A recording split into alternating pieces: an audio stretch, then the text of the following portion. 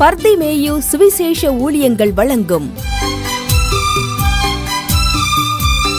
நற்செய்தி நேரம்.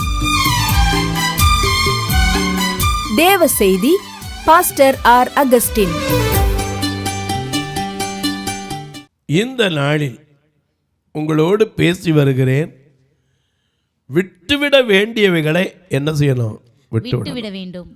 முதல்ல சொன்னேன், தூக்கத்தை என்ன செய்யணும்? விட்டுறணும். ஆமாம், தூக்கத்தை விடணும்னு சொல்லலை. கனநித்திரை நாவி நமக்குள்ள என்ன செய்யக்கூடாது? வர விட்டுறக்கூடாது. அதுக்கு எப்போதும் ஜாக்கிரதையாக இருக்கணும். ஏன்னா தூங்கினா எதிரி என்ன செய்வான்? களைய விதைச்சிடுவான். ஆகையினாலே தூக்கத்துக்கு நாம் என்ன செய்யணும்? எப்பவும் தூங்கிட்டே இருந்துடக்கூடாது.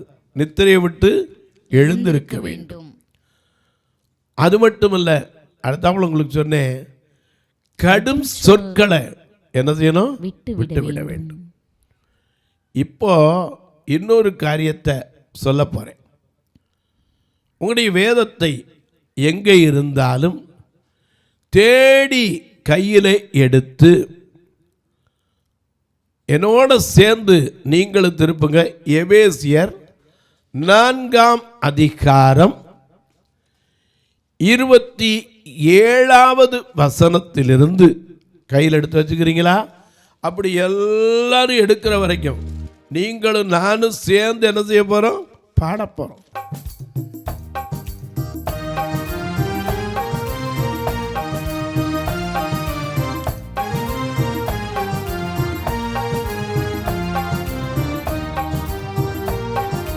இயேசுவின் நாமம் இனிதான நாமம், இணையில்லா நாமம், இன்ப நாமம்.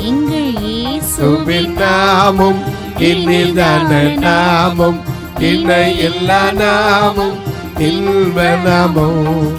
பாவத்தை போக்கும், பயமதை நீக்கும், பரம சந்தோஷம் பக்தர்கள் கழிக்கும். பாவத்தை போக்கும், பயமதை நீக்கும், பரம சந்தோஷம் பக்தர்கள் கழிக்கும். இயேசுவின் நாமம் இனிதான நாமம், இணையில்லா நாமம், இன்ப நாமம்.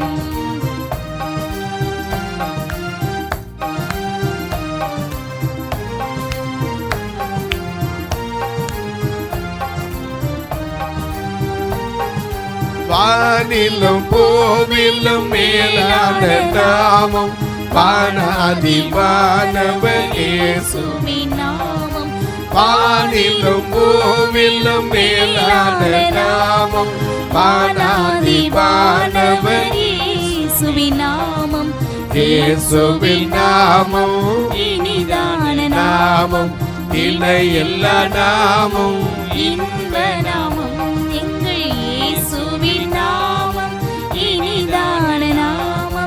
இணையில்லா நாமம், இன்ப நாமம்.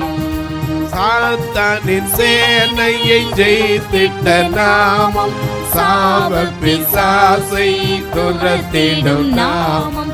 சாத்தானின் சேனையை ஜெயித்திட்ட நாமம், சாப பிசாசை துரத்திடும் நாமம்.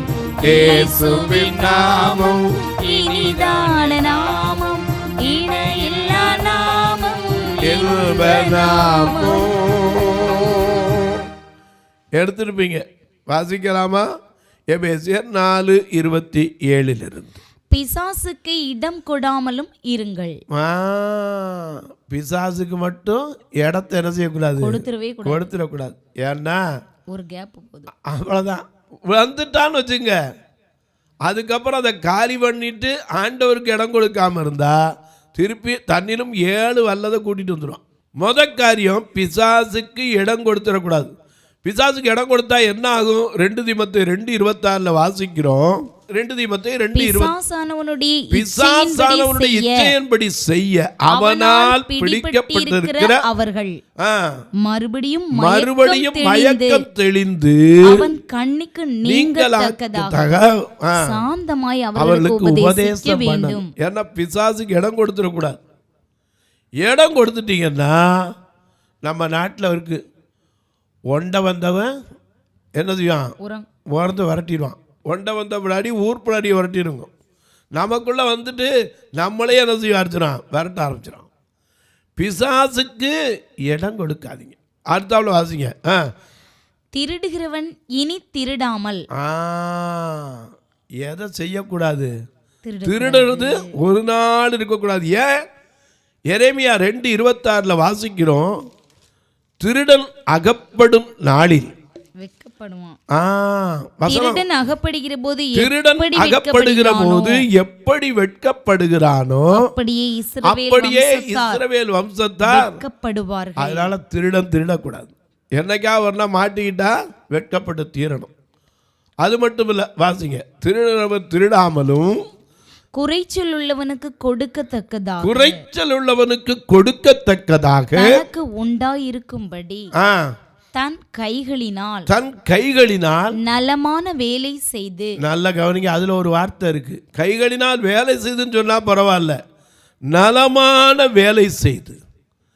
ஏன்னா இன்னைக்கு நல்ல வேலைகள் இருக்கு, கெட்ட வேலைகள் இருக்கு இல்லையா? நல்ல வேலையா இருக்கணும், நியாயமா, அது தெய்வத்துக்கு பயந்து மனசாட்சி பயந்து செய்யற வேலையா, நலமான வேலையை செய்து பிரயாசப்பட கடவன். கெட்ட வார்த்தை அடுத்தாப்புல இன்னொரு காரியம் நம்ம வாயில இருக்கக்கூடாது, வைக்கக்கூடாது. என்னது? கெட்ட வார்த்தை ஒன்றும் உங்கள் வாயிலிருந்து புறப்பட வேண்டாம். பக்தி விருத்திக்கு ஏதுவான நல்ல வார்த்தை உண்டானால் அதையே கேட்கிறவர்களுக்கு பிரயோஜனம் உண்டாகும்படி பேசுங்கள். அன்றியும் நீங்கள் மீட்கப்படும் நாளுக்கென்று, இதை நல்லா குறிச்சுக்கணும், நீங்கள் மீட்கப்படும் நாளுக்கென்று முத்திரையாக பெற்ற தேவனுடைய பரிசுத்த ஆவியை துக்கப்படுத்தாதிருங்கள். அப்படின்னா மிருக முத்திரை தான் போடணும். துக்கப்படுத்தலாம். பரிசுத்த ஆவியை துக்கப்படுத்தாமல் இருங்கள். சகல விதமான கசப்பும், நல்ல கவனிங்க, எதை விட்டணும்? சகல விதமான கசப்பும், கோபம், மூர்க்கம், கூக்குரலும், தூஷணமும் மற்ற எந்த துர்க்குணமும் உங்களை விட்டு நீங்க கடவது. ஆமா, இன்னைக்கு நமக்குள்ள நீங்கிருச்சா? சகலவித கசப்பு. ஏன்னா இன்னைக்கு சில நேரம் வீட்டில் வாழ்றதே சிலர் கசப்பா நினைக்கிறாங்க. ஏன் தான் கல்யாணம் பண்ணணும், ஏன் தான் இப்படி ஒரு புருஷனை எனக்கு கொடுத்தாரோ, அவரை கேட்குறதுக்கு நம்ம யாரு? அவர் கொடுத்தார், பெற்றுக்கொண்டோம் இல்லையா? கசப்பு, துர்க்குணம், சகலவித, அங்கே அழகா எழுதியிருக்காரு, சகலவித கசப்பு.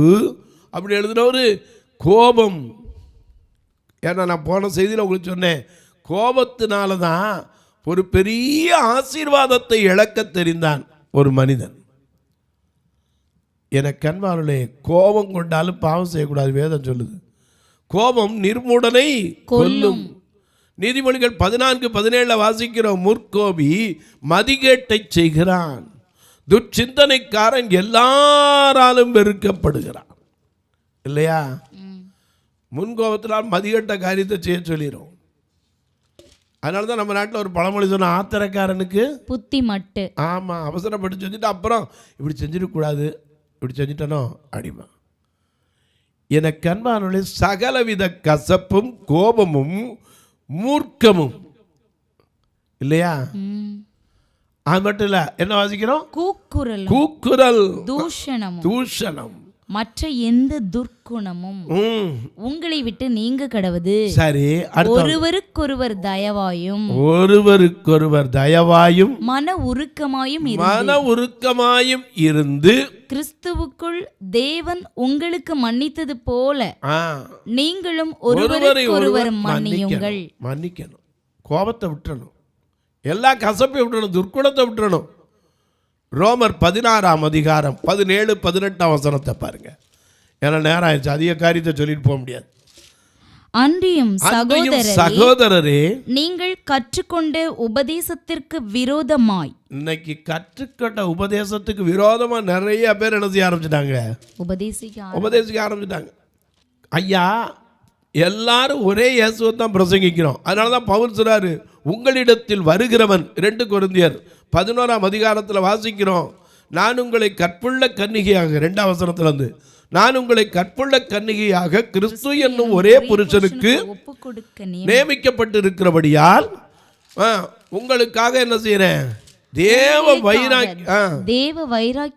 வைராக்கியம் கொண்டிருக்கிறேன். ஆகிலும் சர்ப்பமானது தன்னுடைய தந்திரத்தினாலே ஏவாளை வஞ்சித்தது போல உங்கள் மனதும் கிறிஸ்துவை பற்றும் உண்மையின் நின்று கெடுக்கப்படுமோ என்று பயந்திருக்கிறேன். எப்படியெனில் உங்களிடத்தில் வருகிறவன் நாங்கள் பிரசங்கியாத வேறொரு இயேசுவை பிரசங்கித்தானால். எங்க வேற இயேசு இருக்காரா?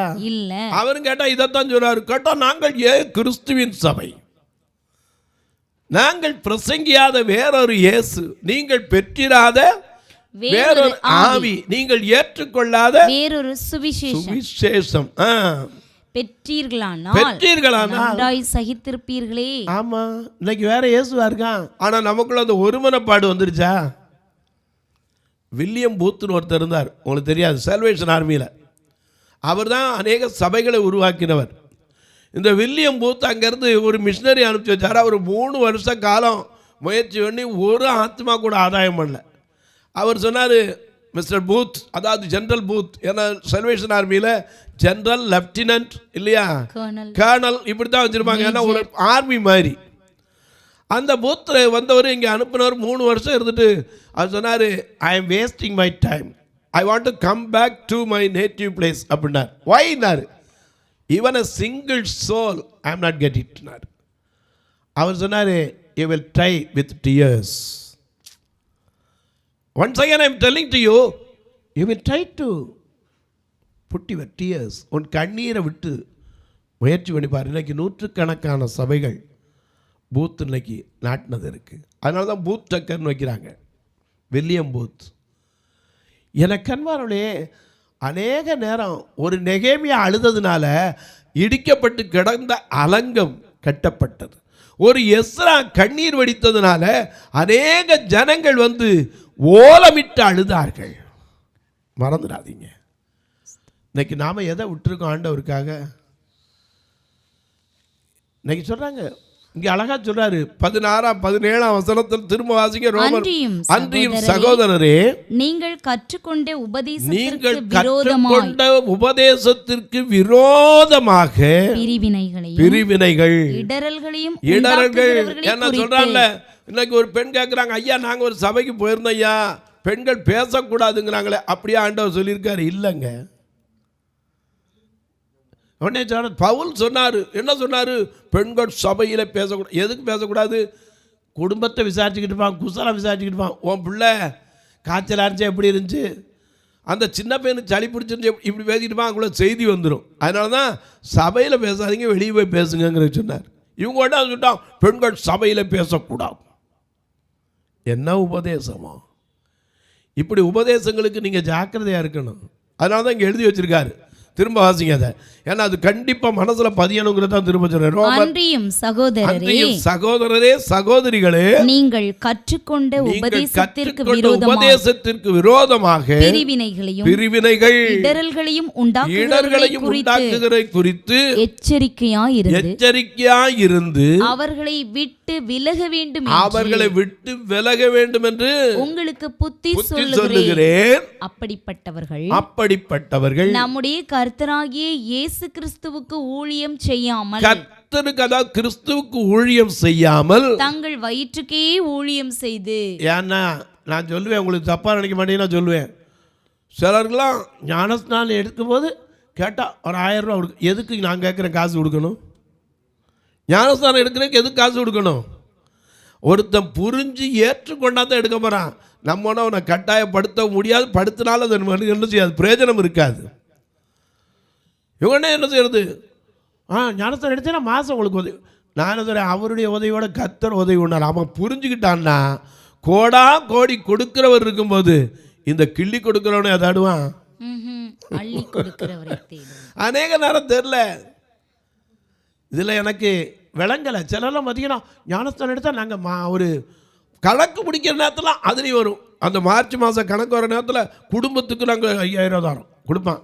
கொடுத்தோன்னா அவனுக்கு 1000 ரூபா அதை வாங்கி தரதுக்கு. அவன் அங்கே போய் கணக்கு எழுதுவானோ, மாதத்துக்கு குடும்பத்துக்கு 5000 12 மாதம் 60,000 வாங்கிட்டு காணனோ.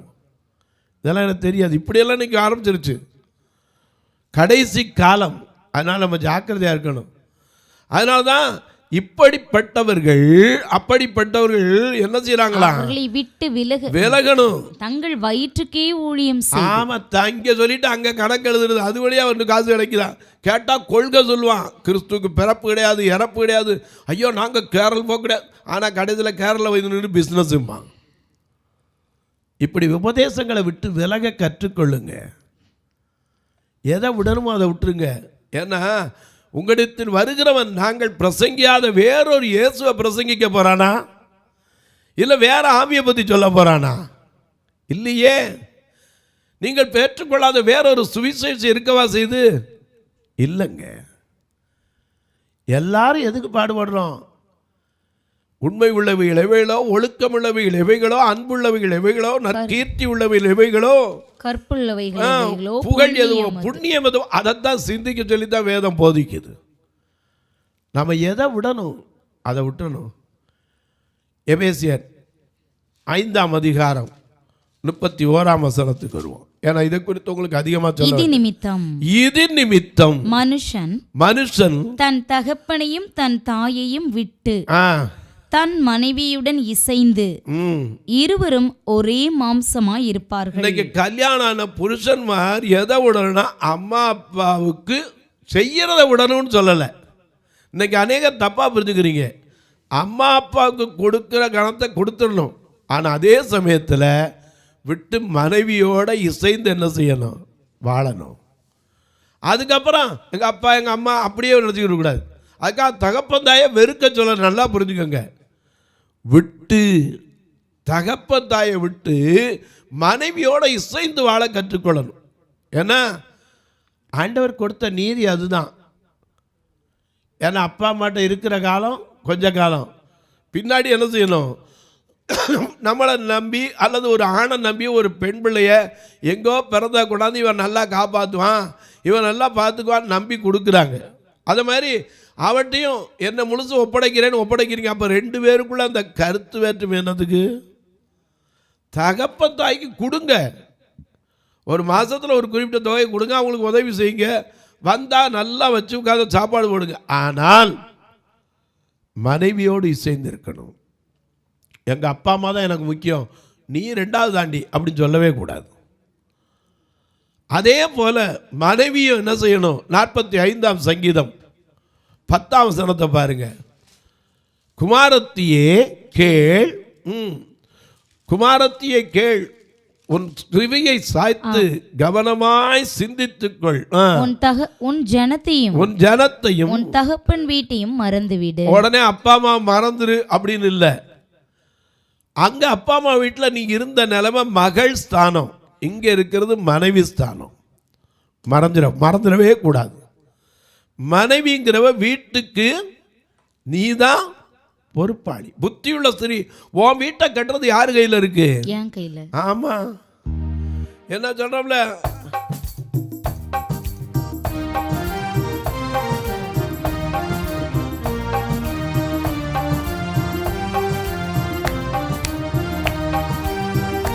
நானும் என் வீட்டாரோ உம்மையே சேவிப்போ, உமக்காய் ஓடுவோ, உந்தன் நாமம் சொல்லுவோ.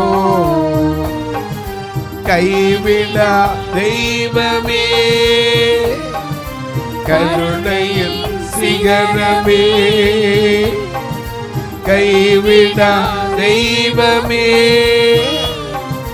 கருணையின் சிகரமே, மெய்யார் தெய்வமே, என் வாழ்வின் பாக்கியமே, உணர்ந்தாய் படியிட்டு முழுவதும் தருகிறேன், நாம் உணர்ந்தாய் படியிட்டு முழுவதும் தருகிறேன். ஐயா, சீயோன் குமாரத்தியே கேள், உன் செவியை சாய்த்து கவனமா சிந்திச்சுக்கோ. உன் உன் ஜனத்தையும் உன் தகப்பன் வீட்டையும் மறந்து விடு. அதுக்காக அப்பா வந்தாருன்னா எங்க அப்பா வந்தா சோறு வடிப்பேன், உங்க அப்பா வந்தா வடிக்க மாட்டேன்னு சொல்லக்கூடாது. சில வீட்டில் பார்த்தீங்கன்னா புருஷன் வீட்டிலேருந்து மாமனார் வந்துருந்தா மாமியார் வந்துருந்தா மனைவி என்ன செய்யணும்? கறி குழம்பு மீன் குழம்பு எல்லாம் வச்சு கொடுக்கணும். ஆனால் இவங்க வீட்டிலேருந்து வந்துருந்தா சரி வந்துட்டாங்க, ஆமாம் பொண்ணை கொடுத்து எங்கள் சாக்கில், அப்படி நினைக்கக்கூடாது. ரெண்டுக்கு ஈக்குவலாக இருக்கணும்.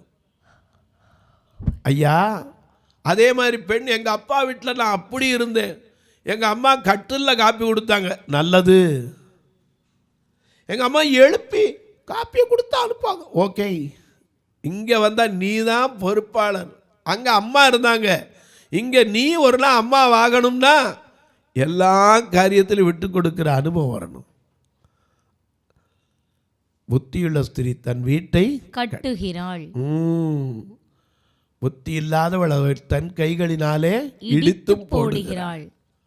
மறந்துடக்கூடாது. ரெண்டு பேருக்கு பங்குண்டு. இது நிமித்தம், எது நிமித்தம்? கிறிஸ்து சபைக்கு தலையாயிருக்கிறார், புருஷன் மனைவிக்கு தலையாயிருக்கார். அந்தப்படி மனைவிகளே உங்கள் சொந்த புருஷருக்கு எந்த காரியத்திலும் கீழ்ப்படிந்து இருக்கணும். திருவசனத்திற்கு கீழ்ப்படியாத புருஷனாக இருந்தால் கூட பயபக்தியோடு கூடிய உங்கள் கற்புள்ள நடக்கையை பார்த்து போதனையின்றி கணவனை ஆதாயப்படுத்திக் கொள்ளுங்கள்னு 1 பேதுரு 3 வாசிக்கிறோம்.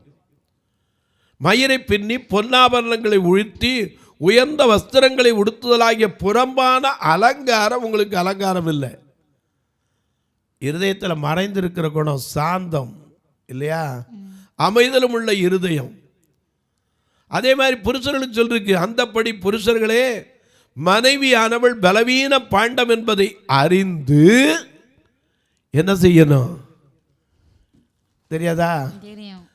1 பேதுரு 3 இருக்கு.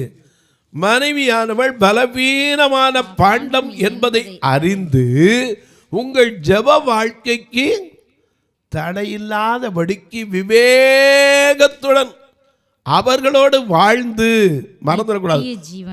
ஆமா, உடனே இவ சரிப்படாது விட்டுட்டு போயிடக்கூடாது. அவர்களோடு வாழ்ந்து உங்களுடனே கூட அவர்களும் நித்திய ஜீவனை அடைய வேண்டும். மனைவிட்ட கோச்சிட்டு போயிட்டா அங்கே பரலோகம் திறக்கப்படாது. ஆண்டவர் திறக்க மாட்டாரு. முதல்ல போய் என்ன செய்ய? ஒப்புரவாயிட்டு வா. அதே மாதிரி மனைவி புருஷனோட ஒப்புரவாம இருந்துட்டு மருந்தை குடிச்சதாலும் பரலோகம் போக முடியாது. மறந்துடாதீங்க, எவைகளை விட்டு விட வேண்டும், எவைகளை விடக்கூடாது. எல்லாத்தையும் நிறைய சொல்லிக்கிட்டே போகலாம். விட்டு விட வேணும். நிறைய காரியத்தை விட்டுறணும். இந்த உட்காந்து நீங்கள் எழுதுகிற பழக்கம் வந்துச்சுன்னா சரி, உட்காந்து இந்த பைபிளில் படித்து பாருங்கள், எவைகளை விட்டுறணும் எவைகளை விடக்கூடாது. கர்த்தர் நமக்கு எவ்வளோ எழுதி வச்சுருக்கார்.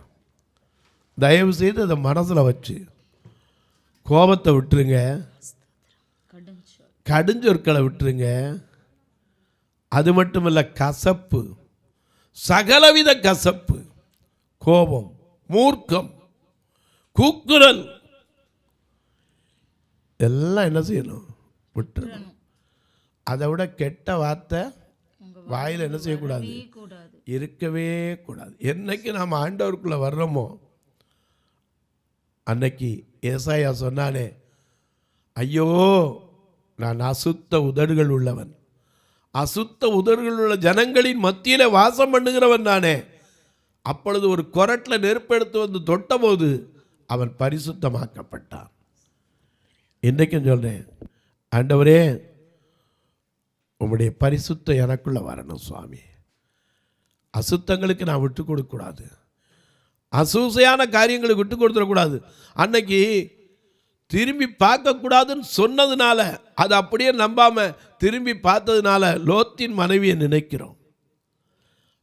அவங்ககிட்ட இருந்த 2 பிள்ளைகளும் இப்படி பார்த்து பார்த்து பார்த்து இருந்ததுனால தான் அவங்களுக்கு கவலை, அம்மா செத்து போயிட்டாலே சிலையாயிட்டாலேன்னு கவலை இல்லை, நான் எப்படி ப்ரெக்னென்ட் ஆகிறது, இனிமேல் எவன் மாப்பிள்ளை வருவான், அதனால் அப்பற்ற கூட என்ன செய்வோம் 2 பேரும். இந்த யோசனையெல்லாம் வரவே கூடாது.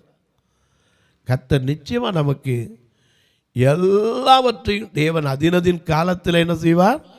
நேர்த்தியாய் செய்வார். தொலைக்காட்சியில் பார்க்கிறேன் அன்பு மக்களே, இந்த நிகழ்ச்சியை நாள்தோறும் பார்க்குறீங்க, கேட்குறீங்க, பரவசம் அடைகிறீங்க, நல்லது.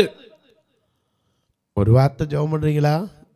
இந்த நிகழ்ச்சி வர்றதுக்கு, தேவைகள் சந்திக்கப்பட. ஏன்னா எங்கள் சபையை பார்த்தீங்கன்னா கண்ணீராக காலில் இருக்கிறவங்க ரூம் நெருக்கடி பார்த்தீங்கன்னா இன்னொரு அறை கட்டணும், உட்கார முடியாத இடத்துல இருக்கும். அப்படிப்பட்ட கட்டுமான பணிகளுக்கு ஆண்டவர் அநேகரை எழுப்பித்தர ஜெபிங்க. மதுரையில் முந்தியெல்லாம் பெண்களை வச்சுருந்தோம், இப்போ வைக்க முடியல. காரணம் என்ன? ஐயா யாருமே ஐயோ இவங்களுக்கு என்ன செய்யணும், எப்போமாவது ஒரு விருந்து கொடுக்கறது யோசிக்கிறாங்க. ஆனால் வருஷம் முழுதும் இவங்களை வச்சு பராமரிக்கிறதுக்கு எங்களால் முடியலை.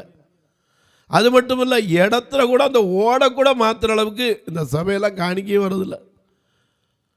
நீங்கள் தான் ஆண்டவர்கிட்ட ஜெபம் பண்ணணும், எப்படியாவது எழுப்பி தரணும். அது மட்டும் இல்லை ஐயா, பார்வையற்றவர் மரித்தா கூட சொந்தக்காரனுக்கு மனசு வர மாட்டேங்குது. ஏன்னா கிறிஸ்தவங்களுக்குன்னா உடம்பா பணம் வெளியே வந்து கொட்டுதுன்னு நினைக்கிறாங்களோ என்னமோ, கிட்ட கூட வர மாட்டான். இப்படிப்பட்ட காரியங்கள்லாம் ஏராளம் உண்டு. நீங்களும் ஐயா இந்த ஊழியத்தின் மேல் தாகம் கொண்டால் கட்டாயம் அல்ல, விசனமாய் அல்ல, நீங்களும் தாங்கலாம். எப்படி பிரதர்? இங்கே 2 நம்பர் உங்களுக்கு வந்துக்கிட்டே இருக்கும், ஜிபே, ஃபோன்பே. ஒருவேளை இல்லையா நாங்கள் பில்லு வச்சா தான் கொடுக்கலாம் அப்படின்னீங்கன்னா, உங்களுடைய அலுவலகத்தில் பணியாற்றீங்க, அப்படிப்பட்ட காரியத்துக்கு வைக்கணும்னு சொன்னால் தாராளமாக 8438852500 இந்த நம்பரை தொடர்பு கொள்ளுங்க, அதில் உங்களுக்கு கிடைக்கும். அது மட்டும் இல்லை, ஐயா எனக்கா ஜெபம் பண்ணுவீங்களா?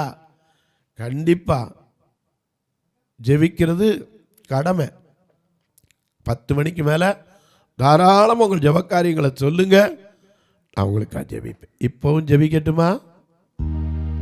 நல்ல பிதாவே, நன்றியோடு துதிக்கிறோம். இந்த நல்ல நாளில் நாங்கள் எவைகளை ஐயா கற்றுக்கொள்ள வேண்டும், எவைகளை விட்டுவிட வேண்டும், எவைகளை பிடித்து கொள்ள வேண்டும், எங்களை கற்றுக் கொடுத்தீங்க.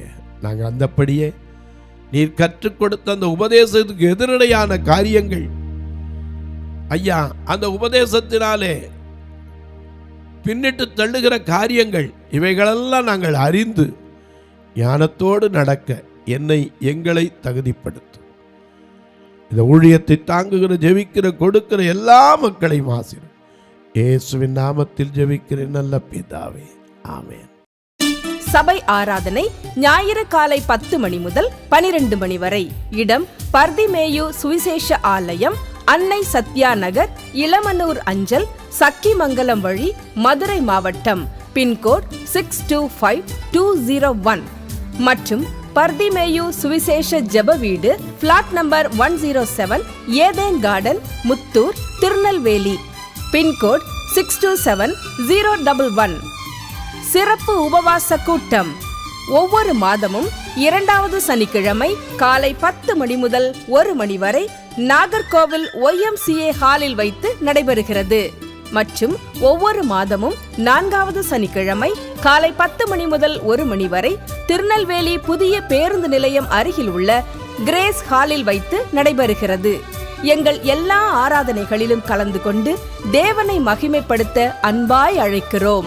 உங்கள் உதாரத்துவமான காணிக்கைகளினால் இவ்வூழியத்தை தாங்க விரும்பினால் R. Augustine, account number 5021364331, IFSC code IDIB 000B066, Indian bank, BP Kulam, Madurai. GPay number 9842181917, BGM ministries மற்றும் 9442559772, பிளைண்ட் மினிஸ்ட்ரீஸ் அகஸ்டின். உங்கள் தொடர்புக்கு பாஸ்டர் R. அகஸ்டின், பர்திமேயு சுவிசேஷ ஊழியங்கள், நாகமலை, புதுக்கோட்டை, மதுரை 625019. தொலைபேசி எண்கள் 9842181917 மற்றும் 9442559772. கர்த்தர் தாமே உங்களை ஆசீர்வதிப்பாராக.